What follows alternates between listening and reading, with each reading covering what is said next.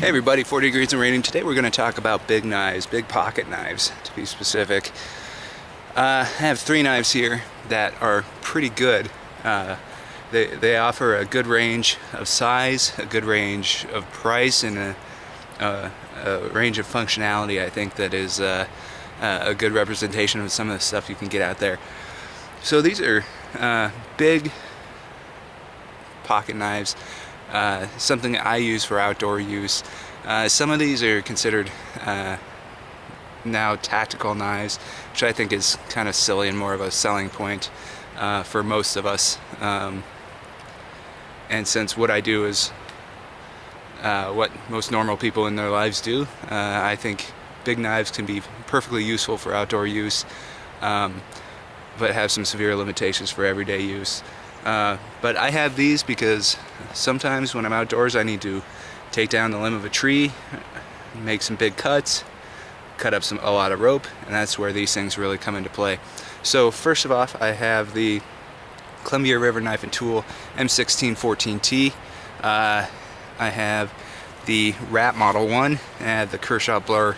All of these are excellent blades. As you can see, the Blur is the smallest, Rat's middle, CRKT is the biggest. So let's go ahead and take a look at these, all their features. We'll talk about them now, and then when I get home I'll do the measurements and weights and get a little more close-up. So let's dive right in. First off, we'll take to the biggest knife, which I've had the longest, the CRKT M16-14T. Some markings on that. Osate steel. This is a titanium handle with a Tonto blade. I've had this knife for quite a few years, and I initially really just didn't like it. I don't like Tonto blades. I think they're a little silly. I like the more drop point hunter style. It's also huge, and I'm a big guy. I have big hands, and this thing is a beast. It's also pretty heavy, 5.8 ounces is what the specs say. We'll actually weigh it later. So it's a beefy knife, but I had it so long, and for so long it was my only big knife. I carried it so much when I was in the woods that I just really like it now. Even though if you look at different aspects of it, I just wouldn't. Mostly the blade, the weight, and the size. I just never thought I'd like something this big and this, intense looking, but I really do. So it folds up that size, bigger than your hand. It has a flipper option or the thumb stud option. Thumb studs work, but they're nowhere near as convenient as the flipper, and it still opens like a dream. This thing is always open great. Has just never had any problems. And this is CRKT's version. They have what they call their lock system, which is a locking mechanism. I understand that this isn't spring-loaded anymore. You can move it one way or the other, but this is an old enough knife that it still holds that. I have no problem using this. You just flick it down with that while you flick the liner lock over, and it's really just not a big deal to me. There's a little close-up of it, and it doesn't move when a knife is closed. Open that up, and now moves a little pin that's right in there and allows you to disengage the liner lock. Without it, you cannot get that liner lock off. They sell this as making this basically a fixed blade knife, which is of course not. You're still having the pressures on the pivot there. What I do like about this is the thumb studs actually go up into this crook, which makes it your downward pressure reliant on that and takes some of the pressure off of this. Also, plain old screwdriver head to tighten it up. This thing has just a tiny bit of blade play, and I've thumped on this a lot, so it's got a lot of that going for it. Plus a titanium handle. The liner lock itself is actually aluminum. There's gunk in there and junk. I've used this quite a bit. The tip has broken off. This is a chisel grind knife, so as you can see, it's got a long relief on that side, short on that side, which makes it actually holds a great edge. But the problem is it made, in this case, the tip of this break off. I was, of course, doing an admittedly stupid thing. I was prying something off, and it's not that big of a deal. but I don't really use tips that much anyway. But it does keep a great edge, which I never thought I'd like a chisel grind, but I do. Who knew? Just for time's sake, let's go ahead and move on. I just got this. I've had it for a few days, the Rat one. This is actually the cheapest of the trio.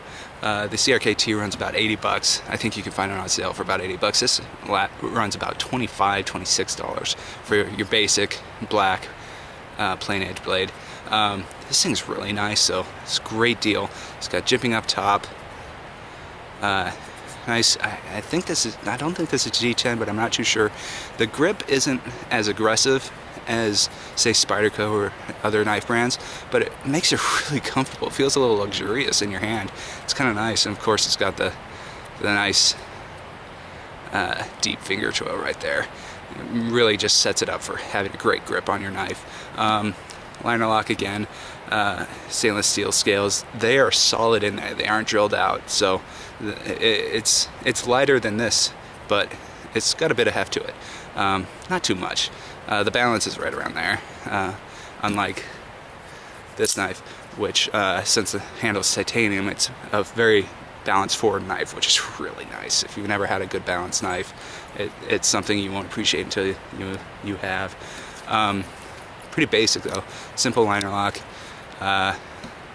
Both of these knives are able to tip up, tip down, and fully convertible to left-handed.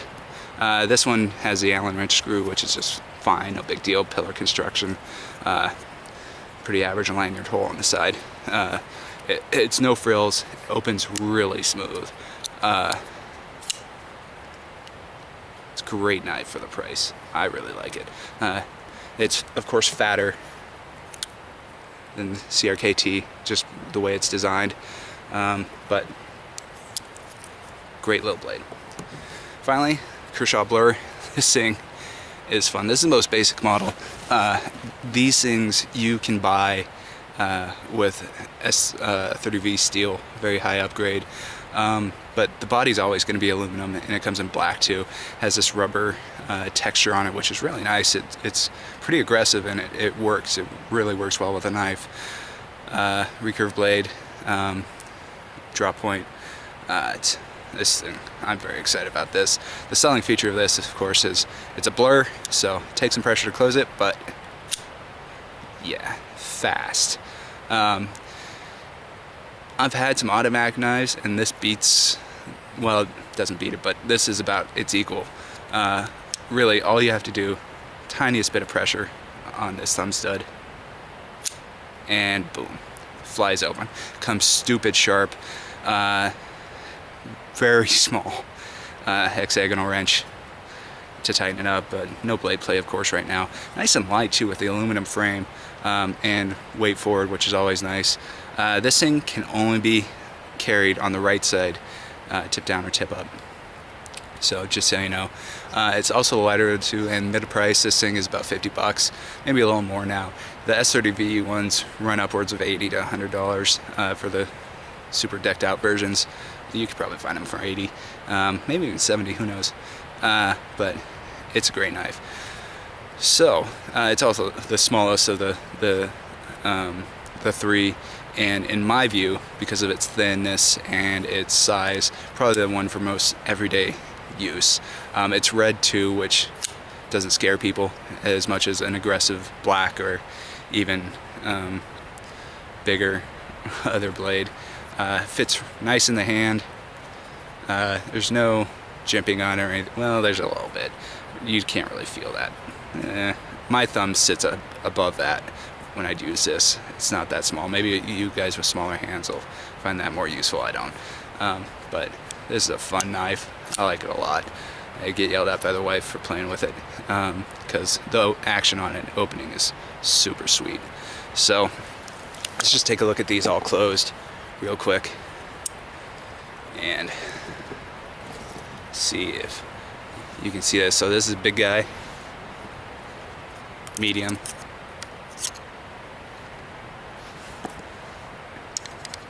smallest.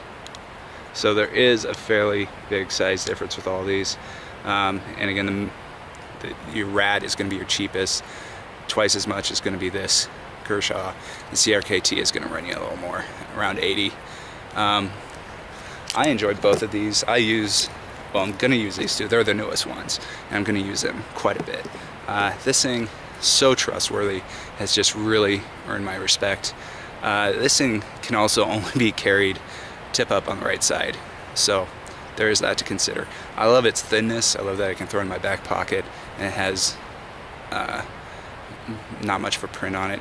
It's big though. I mean, it's big, it's beefy, it's heavy. It's definitely the heaviest of the three. The next one's going to be this guy, and the lightest one's going to be the Kershaw. All great opening, all great action, all stupid sharp from the factory, and hold a great edge. These two are going to be AUS 8 steel.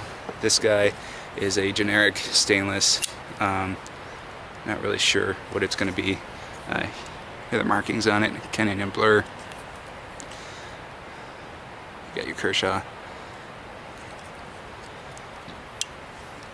Yeah. Awesome 3 knives. I am a big fan.